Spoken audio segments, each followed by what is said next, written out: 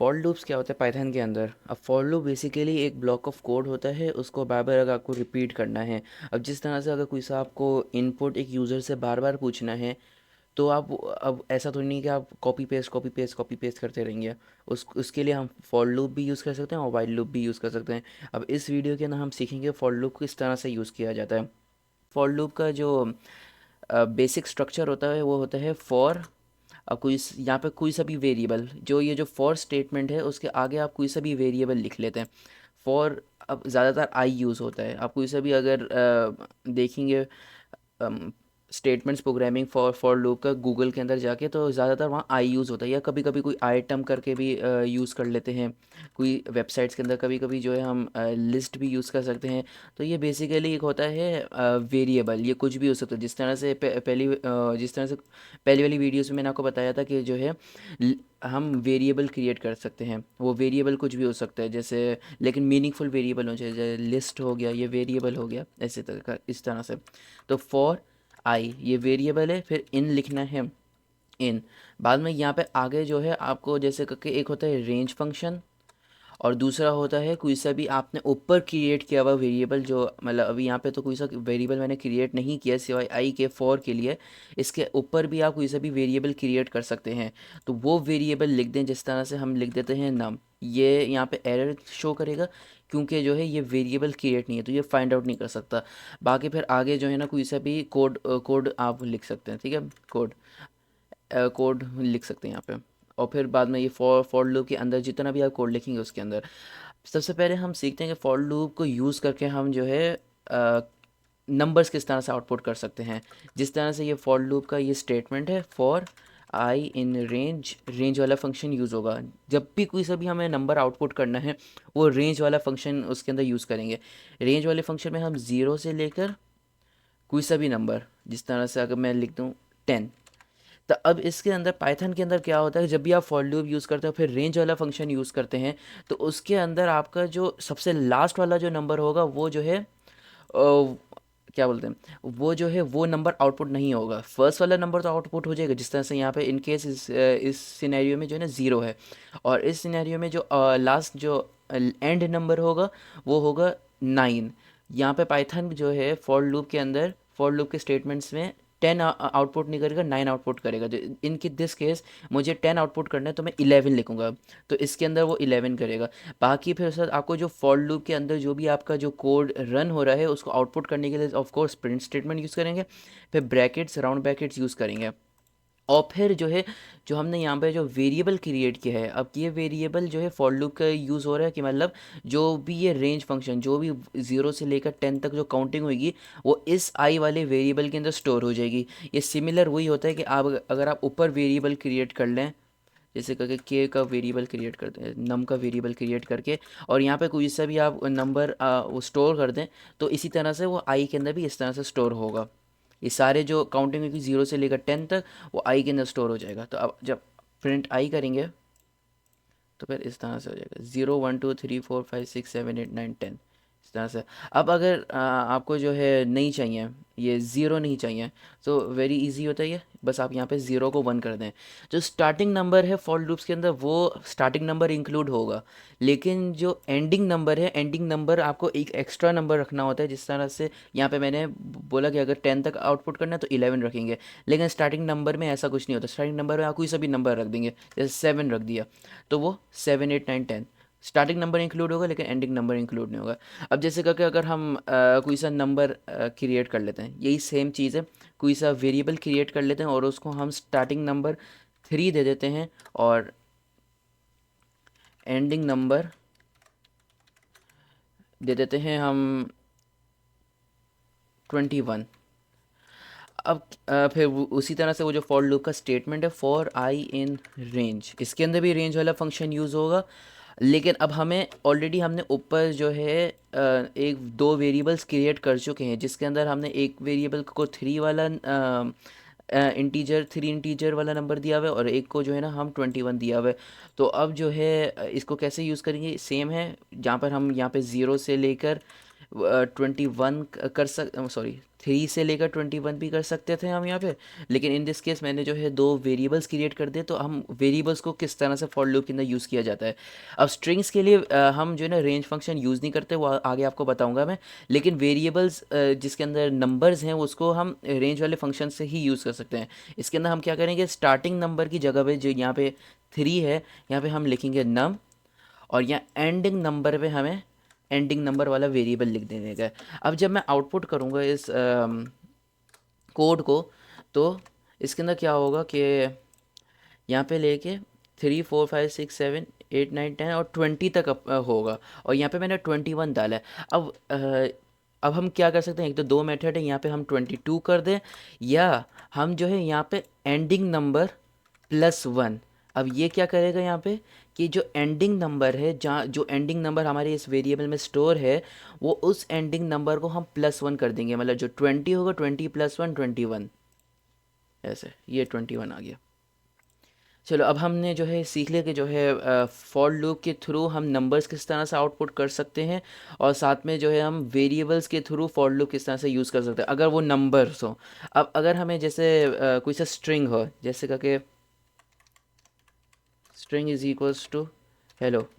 अब हेलो किस तरह से हम फॉर लूप के थ्रू आउटपुट कर सकते हैं। अब रिमेंबर कि अगर हम फॉर लूप के थ्रू आउटपुट करेंगे तो रिजल्ट जो है हमारे पास सेपरेट लाइंस पर होगा। जैसे H separate line, E separate line, L separate line, फिर से इस तरह से सारा सेपरेट लाइन।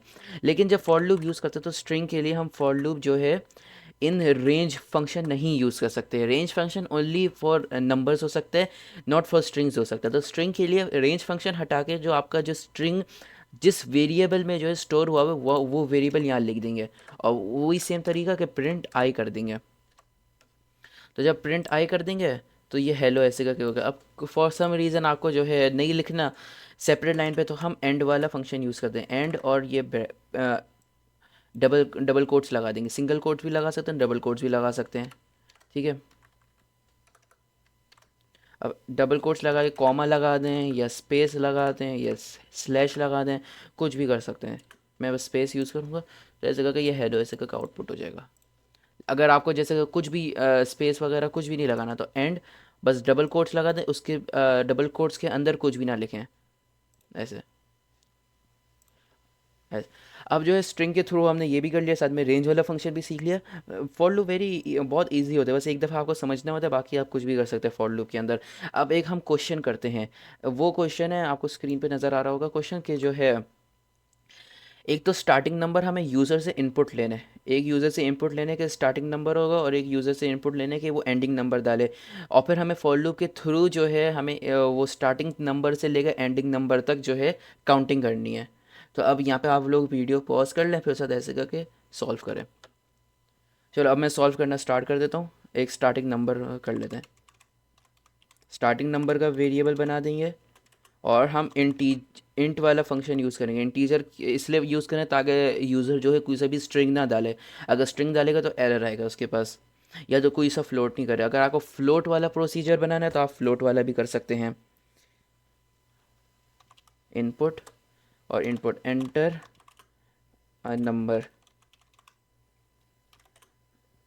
इसकी तरह से इसको कॉपी कर लेते हैं और पेस्ट, और इसको एंडिंग नंबर, और इसको एंटर अ नंबर, ये स्टार्टिंग नंबर। अगर आपको जो है ये जो अंदर जो यूज़र के पास प्रॉम्प्ट जाएगा, इसको अगर कुछ मॉडिफाई करना है तो आप कर सकते हैं। अभी मैंने सिंप्लिसिटी के लिए जो है मैंने ये छोटे छोटे रखे हैं, एंटर अ नंबर। वही फॉर लूप यूज़ करेंगे जिस तरह से अभी मैंने आपको प्रीवियस कोड में सिखाया था कि किस तरह से हम वेरिएबल के अंदर कोई सा नंबर स्टोर होगा, तो फॉर लूप के थ्रू हम किस तरह से आउटपुट कर सकते हैं नंबर, मतलब रेंज ऑफ नंबर्स। तो ये क्या हो रहा है कि जो है यूज़र का जो ये जो पहला वाला इनपुट है वो है स्टार्टिंग नंबर में स्टोर, और यूज़र का जो दूसरा वाला इनपुट है वो हो रहा है एंडिंग नंबर में स्टोर। तो हम क्या करेंगे, for I in range, range वाला फंक्शन यूज़ करके हम स्टार्टिंग नंबर करेंगे, फिर कॉमा लगाएंगे, फिर एंडिंग नंबर करेंगे, ठीक है। अब क्या करना है, अब जाहिर सी बात है, अब यूज़र जो एंडिंग नंबर डालेगा, जब उसको आउटपुट मिलेगा तो उसका एंडिंग नंबर नहीं मिलेगा, उससे प्रीवियस वाला नंबर मिलेगा। तो क्या करना है कि जो है ना हमें +1 कर देंगे, ठीक है। फिर से कोट्स, उसके बाद प्रिंट आई। इतना सिंपल सा ओनली 4 लाइन ऑफ कोड के अंदर हमने जो है काउंटिंग ऑफ नंबर्स कर लिया। ऐसे एंटर अ नंबर मैं कर देता हूँ 2 और लास्ट नंबर कर देते हैं 12, ऐसे 2 3 4 5 6 7 8 9 10 11 12 ऐसे। अब हम पहले हमने कर लिया कि जो है किस तरह से हम रेंज ऑफ नंबर्स को वन बाय वन आउटपुट करते हैं। अब हम देखेंगे कि किस तरह से हम नंबर्स को रिवर्स ऑर्डर में किस तरह से आउटपुट करेंगे। जिस तरह से 1 2 3 4 हमने आउटपुट किया था, तो अब इस वीडियो में हम देखेंगे कि जो है नंबर्स को हम रिवर्स ऑर्डर में, जैसे कि 10 9 8 7। अब रिवर्स ऑर्डर में करने के लिए वेरी इजी प्रोसेस है कि जो है हम फॉर लूप का स्टेटमेंट लिखेंगे और एक वेरिएबल क्रिएट करेंगे आई। और जिस तरह से मैंने आपको बताया कि कोई सा भी हो सकता है, ये कुछ से भी वेरिएबल हो सकता है। इसके अंदर बहुत लोग कंफ्यूज हो जाते हैं कि हम क्या लिखें यहाँ पे। तो कुछ भी मर्जी आपकी वेरिएबल जिस तरह से आपको कन्वर्ट करना कर सकता है, लेकिन ज़्यादा फॉर लूप के अंदर आई एच के ऐसे करके यूज़ हो जाता है, इससे ज़्यादा ये इंपॉर्टेंट नहीं है। फिर से हम इन लिखेंगे, इन रेंज, रेंज वाला फंक्शन यूज़ करेंगे। फिर से यहाँ पे हम लिखते थे, अगर हम लाइन बाय लाइन हमें नंबर आउटपुट करना, तो 1 से लेकर 10 तक हमें आउटपुट करने, तो इस तरह से हम आउटपुट किया करते थे। लेकिन जब हम रिवर्स ऑर्डर में आउटपुट करने की बात आती है, तो हम इसके अंदर ऐसा नहीं कर सकते। हमें जो है ना, जाहिर सी, तब रिवर्स ऑर्डर में आप खुद ही नाम से समझ लेंगे कि रिवर्स ऑर्डर में इसका मतलब है कि हम नंबर्स को रिवर्स सीक्वेंस में आउटपुट करेंगे। तो इसी तरह से ये भी जो है ना अपोजिट हो जाएगा। जो हमें एंड नंबर होगा वो पहले लिखेंगे और जो स्टार्ट नंबर होगा वो यहाँ लिखेंगे।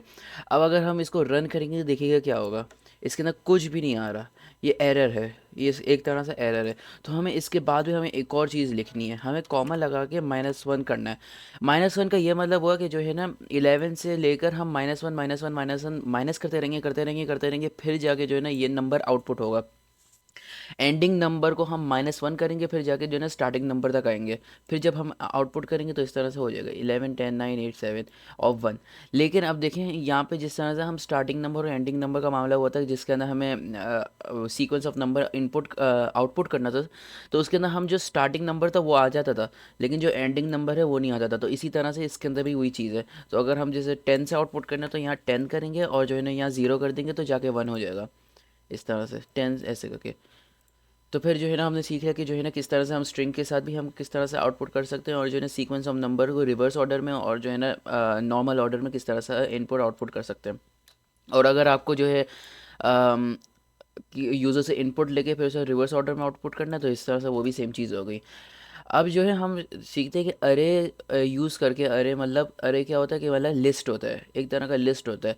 लिस्ट यूज़ करके हम किस तरह से जो है फॉर लूप यूज़ करके हम लिस्ट के थ्रू किस तरह से हम फॉर लूप यूज़ कर सकते हैं। मतलब सिंपल है, लिस्ट क्रिएट करके हम फॉर लूप लिस्ट के अंदर किस तरह से लगा सकते हैं। कि मतलब यहाँ पे लिस्ट के अंदर नंबर्स हैं, और जो है ना हम ऐसे करके इन नंबर्स को हम फॉर लूप के यूज़ करके आउटपुट कैसे कर सकते हैं। जिस तरह से मैंने आपको सिखाया था कि जो है ना स्ट्रिंग्स के अंदर हम जब एक वेरिएबल क्रिएट करते हैं और कुछ भी हम वर्ड लिख लेते हैं, तो उसको जब हम फॉर लूप यूज़ करके आउटपुट करते हैं, तो जो है ना वो वर्ड उस तरह मतलब लाइन सेपरेट लाइन पे जो है ना आउटपुट होता है। मतलब यहाँ पे वन ऐसे सेपरेट सेपरेट लाइन पे आउटपुट होता है, जिस तरह से हमने हेलो के साथ किया था। इसी यही सेम केस लिस्ट के साथ है कि अगर हम फॉर लूप जिस तरह से स्ट्रिंग के साथ यूज़ किया था, इसी तरह से फॉर लूप लिस्ट के साथ भी यूज़ कर सकते हैं। तो फिर मैंने यहाँ पे एक लिस्ट क्रिएट कर दी है। तो फिर अब हम फॉर लूप का फंक्शन, फॉर लूप का स्टेटमेंट यूज़ करेंगे, for I in range, sorry range नहीं, फिर हमें लिखना है यहाँ पे लिस्ट। जो हमें ऊपर वेरिएबल क्रिएट किया है वो लिख देंगे हम, जो जिस तरह से मैंने स्ट्रिंग के अंदर मैंने वो स्ट्रिंग का वेरिएबल क्रिएट किया था, फिर जो है हेलो लिखा था इधर। इसी तरह से हमने लिस्ट क्रिएट करके ऐसे लिस्ट क्रिएट करके लिस्ट का वेरिएबल यहाँ लिख देने का। बाद में जब हम प्रिंट करेंगे तो सेम वही चीज़ होगा, प्रिंट आए। तो इससे जो है ना क्या होगा इसके अंदर कि जो है लिस्ट जो है ना 1 बाय 1 ऐसे करके आउटपुट हो जाएगी। तो अगर यहाँ पे एंड का फंक्शन मैं यूज़ कर लेता हूँ, एंड और ब्रैकेट्स लगा के स्पेस लगा दूंगा, तो जो है ना ऐसे करके इस तरह से आउटपुट हो जाएगा। अब आप लोग समझ रहे होंगे कि जो है ना अगर हम डायरेक्ट ही लिस्ट को आउटपुट कर दें, तो जो है ना वही सेम चीज़ होगी एंड का फंक्शन यूज़ करके। लेकिन जो है ना एंड का फंक्शन सिर्फ जो है ना फॉर लूप के अंदर यूज़ हो सकता है और दूसरे वाले लूप्स के अंदर यूज़ हो सकता है, जिस तरह से वाइल लूप हो गया। तो एंड का फंक्शन उसके अंदर यूज़ हो सकता है। अगर मैं जो है ना ये फॉर लूप का स्टेटमेंट यहाँ से हटा दूँ और खाली प्रिंट लिस्ट कर देता हूँ, तो क्या होगा कि जो है ना वो पूरा का पूरा लिस्ट जो है ना वो उठा के दे देगा। वो जो है ना ये लिस्ट का ब्रैकेट जो है ना, ये स्क्वायर ब्रैकेट्स ये नहीं हटाएगा, और अगर और जो है ना साथ में ये कॉमास जो है ये कॉमास नहीं हटाएगा, अगर हम डायरेक्ट लिस्ट को ऐसे करके आउटपुट कर लें। लेकिन अगर हम फॉर लूप के थ्रू आउटपुट करेंगे, तो वो उसके अंदर क्या होगा कि वो एक तो लिस्ट का मतलब ब्रैकेट्स भी हटा देगा, साथ में कॉमा भी हटा देगा। तो इस तरह से लिस्ट ऐसे करके हम करते हैं। अब कुछ क्वेश्चंस हैं जो लिस्ट ये फॉर लूप से रिलेटेड है, वो नेक्स्ट वीडियो में जो है मैं कवर करूँगा। वो सारे ऑलमोस्ट क्वेश्चंस जो है ना मैं एवरी वीडियो में कवर करूँगा और उसके साथ एक्सप्लेनेशन भी करूँगा।